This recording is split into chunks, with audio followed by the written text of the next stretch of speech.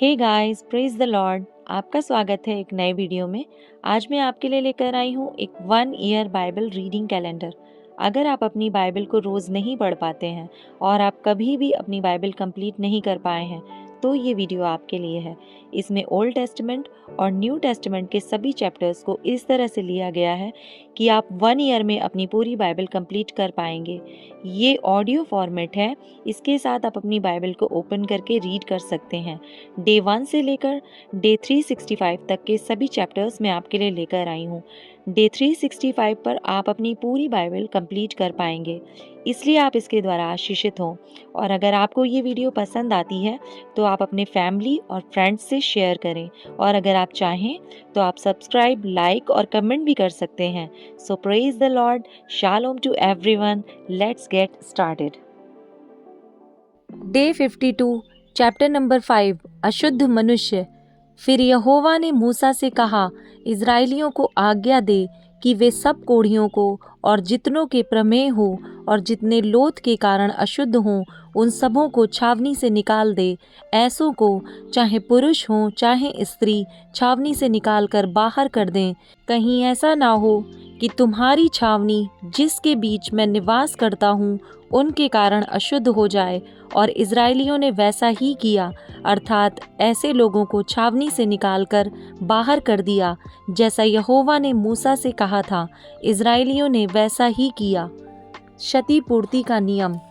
फिर यहोवा ने मूसा से कहा, इज़राइलियों से कह कि जब कोई पुरुष या स्त्री कोई ऐसा पाप करके जो लोग किया करते हैं यहोवा का विश्वासघात करे और वह प्राणी दोषी हो, तब वह अपना किया हुआ पाप मान ले और पूरी क्षतिपूर्ति में 5वां अंश बढ़ाकर अपने दोष के बदले में उसी को दे जिसके विषय दोषी हुआ हो।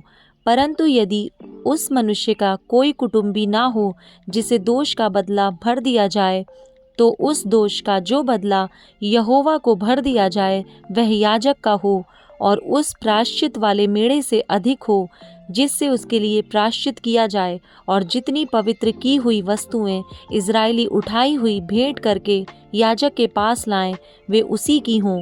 सब मनुष्यों की पवित्र की हुई वस्तुएं उसी की ठहरें। कोई जो कुछ याजक को दे वह उसका ठहरे।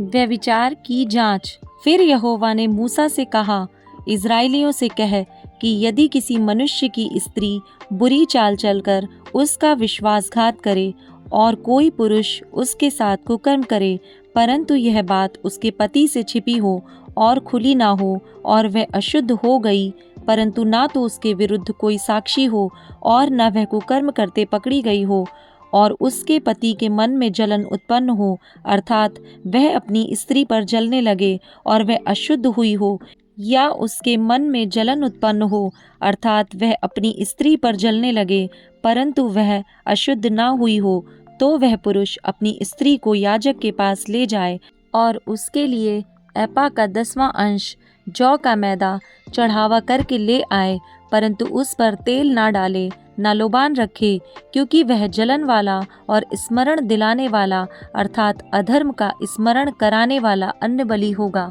तब याजक उस स्त्री को समीप ले जाकर यहोवा के सामने खड़ा करे और याजक मिट्टी के पात्र में पवित्र जल ले और निवास स्थान की भूमि पर की धूलि में से कुछ लेकर उस जल में डाल दे। तब याजक उस स्त्री को यहोवा के सामने खड़ा करके उसके सिर के बाल बिखराए और स्मरण दिलाने वाले अन्न बलि को जो जलन वाला है उसके हाथों पर धर दे, और अपने हाथ में याजक कड़वा जल लिए रहे जो शाप लगाने का कारण होगा। तब याजक स्त्री को शपथ धरवा कर कहे कि यदि किसी पुरुष ने तुझसे कुकर्म ना किया हो और तू पति को छोड़ दूसरे की ओर फिर के अशुद्ध ना हो गई हो, तो तू इस कड़वे जल के गुण से जो शाप का कारण होता है बची रहे। पर यदि तू अपने पति को छोड़ दूसरे की ओर फिर के अशुद्ध हुई हो और तेरे पति को छोड़ किसी दूसरे पुरुष ने तुझसे प्रसंग किया हो, तो और याजक उसे शाप देने वाली शपथ धरा कर कहे, यहोवा तेरी जांघ सड़ाए और तेरा पेट फुलाए और लोग तेरा नाम लेकर शाप और धिक्कार दिया करें, अर्थात वह जल जो शाप का कारण होता है तेरी अतड़ियों में जाकर तेरे पेट को फुलाए और तेरी जांघ को सड़ा दे, तब वह स्त्री कहे आमीन आमीन। तब याजक शाप के ये शब्द पुस्तक में लिखकर उस कड़वे जल से मिटा के उस स्त्री को वह कड़वा जल पिलाए जो शाप का कारण होता है, और वह जल जो शाप का कारण होगा उस स्त्री के पेट में जाकर कड़वा हो जाएगा।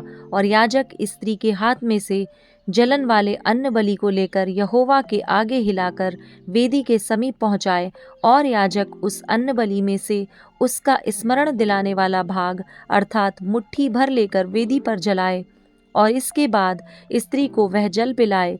और जब वह जल पिला चुके, तब यदि वह अशुद्ध हुई हो और अपने पति का विश्वासघात किया हो, तो वह जल जो शाप का कारण होता है उस स्त्री के पेट में जाकर कड़वा हो जाएगा, और उसका पेट फूलेगा और उसकी जांघ सड़ जाएगी, और उस स्त्री का नाम उसके लोगों के बीच शापित होगा। पर यदि वह स्त्री अशुद्ध ना हुई हो और शुद्ध ही हो, तो वह निर्दोष ठहरेगी और गर्भिणी हो सकेगी। जलन की व्यवस्था यही है, चाहे कोई स्त्री अपने पति को छोड़ दूसरे किसी की ओर फिर के अशुद्ध हो, चाहे पुरुष के मन में जलन उत्पन्न हो और वह अपनी स्त्री पर जलने लगे, तो वह उसको यहोवा के सम्मुख खड़ा कर दे, और याजक उस पर यह सारी व्यवस्था पूरी करे। तब पुरुष अधर्म से बचा रहेगा और स्त्री अपने अधर्म का बोझ आप उठाएगी। चैप्टर 6 नाज़ीरों की व्यवस्था। फिर यहोवा ने मूसा से कहा, इज़राइलियों से कह कि जब कोई पुरुष या स्त्री नाज़ीर की मन्नत अर्थात अपने को यहोवा के लिए न्यारा करने की विशेष मन्नत माने, तब वह दाख मधु आदि मदिरा से अलग रहे। वह ना दाख मधु और ना मदिरा का सिरका पिए और ना दाख का कुछ रस भी पिए, वरन दाख ना खाए, चाहे हरी हो चाहे सूखी। जितने दिन वह न्यारा रहे उतने दिन तक यह बीज से ले छिलके तक जो कुछ दाखलता से उत्पन्न होता है उसमें से कुछ ना खाए। फिर जितने दिन उसने न्यारे रहने की मन्नत मानी हो उतने दिन तक वह अपने सिर पर छुरा ना फिराए, और जब तक वे दिन पूरे ना हों जिनमें वह यहोवा के लिए न्यारा रहे, तब तक वह पवित्र ठहरेगा और अपने सिर के बालों को बढ़ाए रहे। जितने दिन वह यहोवा के लिए न्यारा रहे उतने दिन तक किसी लोथ के पास ना जाए, चाहे उसका पिता या माता या भाई या बहन भी मरे, तो भी वह उनके कारण अशुद्ध ना हो, क्योंकि अपने परमेश्वर के लिए न्यारे रहने का चिन्ह उसके सिर पर होगा। अपने न्यारे रहने के सारे दिनों में वह यहोवा के लिए पवित्र ठहरा रहे। यदि कोई उसके पास अचानक मर जाए और उसके न्यारे रहने का जो चिन्ह उसके सिर पर होगा वह अशुद्ध हो जाए, तो वह शुद्ध होने के दिन अर्थात 7वें दिन अपना सिर मुड़ाए, और 8वें दिन वह 2 पंडुक या कबूतरी के 2 बच्चे मिलाप वाले तंबू के द्वार पर याजक के पास ले जाए, और याजक एक को पाप बलि और दूसरे को होम बलि करके उसके लिए प्रायश्चित करे, क्योंकि वह लोथ के कारण पापी ठहरा है। और याजक उसी दिन उसका सिर फिर पवित्र करे, और वह अपने न्यारे रहने के दिनों को फिर यहोवा के लिए न्यारा ठहराए, और 1 वर्ष का एक भेड़ का बच्चा दोष बलि करके ले आए, और जो दिन इससे पहले बीत गए हों वे व्यर्थ गिने जाएं, क्योंकि उसके न्यारे रहने का चिन्ह अशुद्ध हो गया।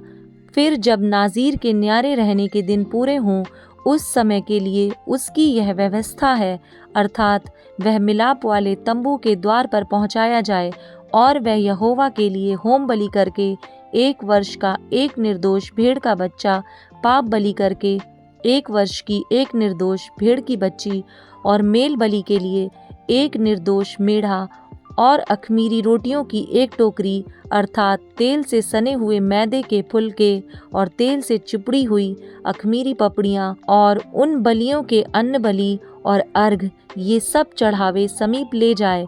इन सब को याजक यहोवा के सामने पहुँचाकर उसके पाप बलि और होम बलि को चढ़ाए, और अख़मीरी रोटी की टोकरी समेत मेढ़े को यहोवा के लिए मेल बलि करके और उस मेल बलि के अन्न बलि और अर्घ को भी चढ़ाए। तब नाज़ीर अपने न्यारे रहने के चिन्ह वाले सिर को मिलाप वाले तंबू के द्वार पर मुड़ाकर अपने बालों को उस आग पर डाल दे जो मेल बलि के नीचे होगी।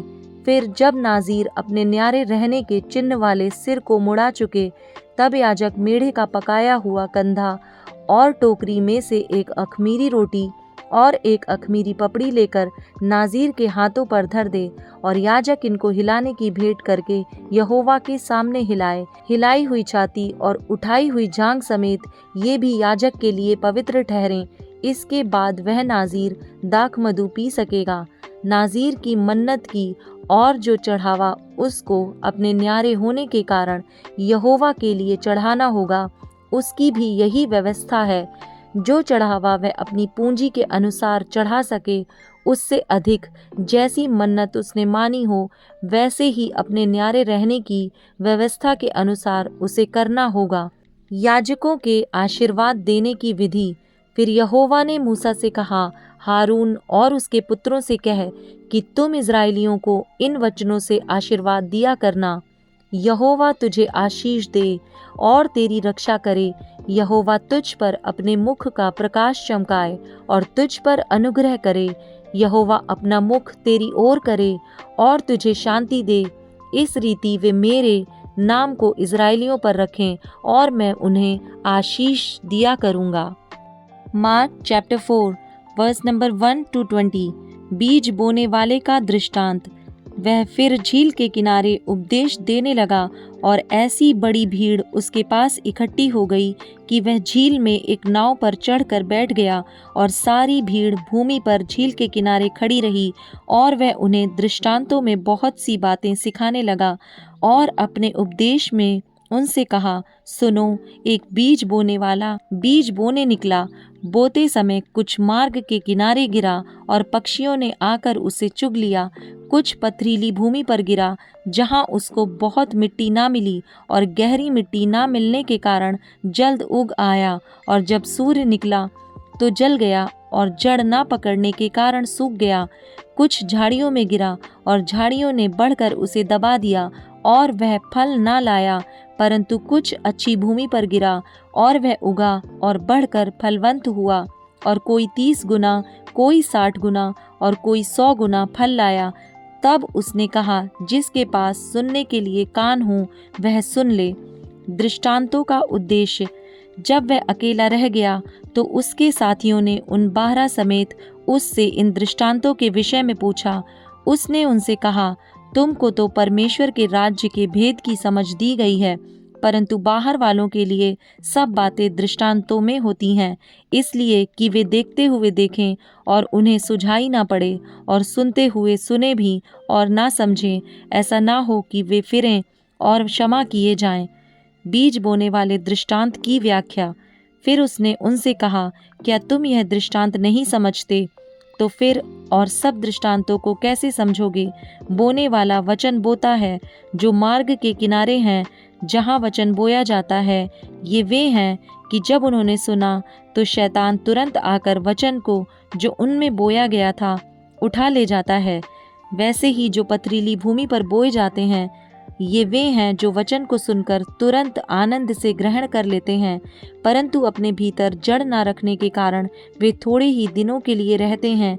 इसके बाद जब वचन के कारण उन पर क्लेश या उपद्रव होता है तो वे तुरंत ठोकर खाते हैं। जो झाड़ियों में बोए गए, ये वे हैं जिन्होंने वचन सुना और संसार की चिंता और धन का धोखा और अन्य वस्तुओं का लोभ उनमें समाकर वचन को दबा देता है और वह निष्फल रह जाता है। और जो अच्छी भूमि में बोए गए, ये वे हैं जो वचन सुनकर ग्रहण करते और फल लाते हैं, कोई 30 गुना, कोई 60 गुना और कोई 100 गुना।